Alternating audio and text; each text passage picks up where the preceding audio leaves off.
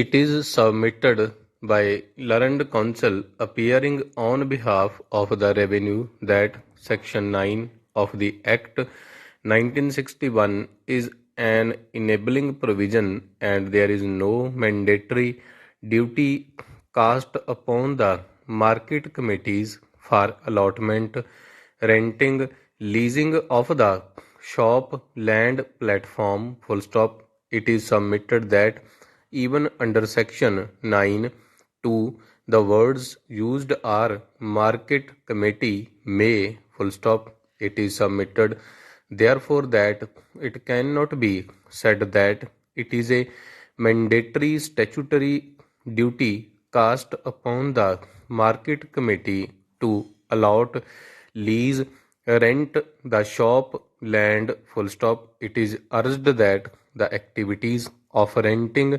leasing by the market committees to the traders cannot be said to be a statutory activity and therefore the market committee is are not entitled to claim any exemption under the 2006 circular. Full stop. Learned counsel appearing on behalf of the revenue has submitted that the appellants are claiming an exemption under the 2006 circular. Full stop. That as held in a catena of decisions of this court, that an exemption notification has to be read as a whole. Full stop. That an exception and or an exemption provision in a taxing statute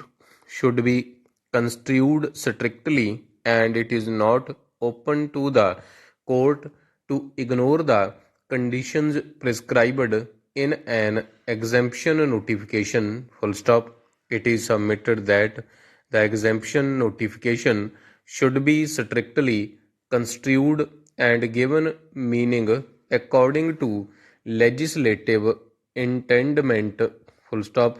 It is contended that the statutory provisions providing for exemption have to be interpreted in light of the words employed in them and there can not be any addition or subtraction from the statutory provisions. Full stop. It is further submitted that as per the law laid down by this honorable court in a catena of decisions in a taxing statute, it is the plain language of the provision that has to be preferred. Where language is plain and is capable of determining a defined meaning, full stop, strict interpretation to the provision is to be accorded to each case on hand. Full stop. Now, in so far as the submission on behalf of the appellants that in the event of any doubt or any absurdity in a provision in a fiscal statute, construction favorable to the assessee should be adopted is concerned, it is submitted that